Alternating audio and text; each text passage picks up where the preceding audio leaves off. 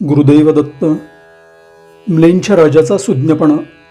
श्रीपाद श्री वल्लभ दत्त प्रभूंच्या वरदहस्तानं पूर्वजन्मीचा धोबी राजा होऊन अद्वैताचं गूढ तत्व सांगतो. त्याचे हे शब्द अनुभवाचे बोल आहेत. अणुरेणू, गवत, लाकडापासून ते चराचर विश्वापर्यंत परमेश्वर सर्वत्र आहे हे तो ठामपणे सांगतो.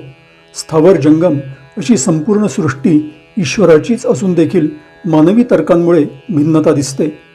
पृथ्वी, पाणी, अग्नी, वायू आणि आकाश या पंचमहाभूतांपासूनच सगळी निर्मिती झालेली आहे.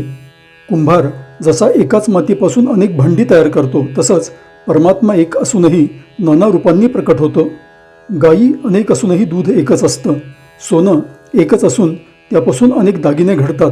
त्याचप्रमाणे देह भिन्न असले तरी त्यामध्ये आत्मा एकच असतो. आकाशामध्ये चंद्र एकच असतो, पण वेगवेगळ्या भांड्यांमध्ये त्याची अनेक प्रतिबिंब दिसतात. ही भिन्नता केवळ दृष्टीभ्रम आहे. एकाच दिव्यापासून हजारो वाती पेटवल्या तरी प्रकाश एकच असतो. माळेमध्ये मणी जरी वेगवेगळे असूनही त्यामागचा दोरा एकच असतो. पृथ्वीवर जातीपातींची विविधता असली तरीही सर्वांचा आधार एकच श्रीहरी आहे, असं राजा सांगतो. तो म्हणतो, भिन्नतेचा भाव हेच अज्ञान आहे. सर्वांमध्ये एकच ईश्वर पाहणं हाच खरा धर्म आहे. असं अद्वैत सत्य श्रीपाद श्री वल्लभ दत्त प्रभूंच्या कृपेनं त्याला समजलं. गुरुदैव दत्त.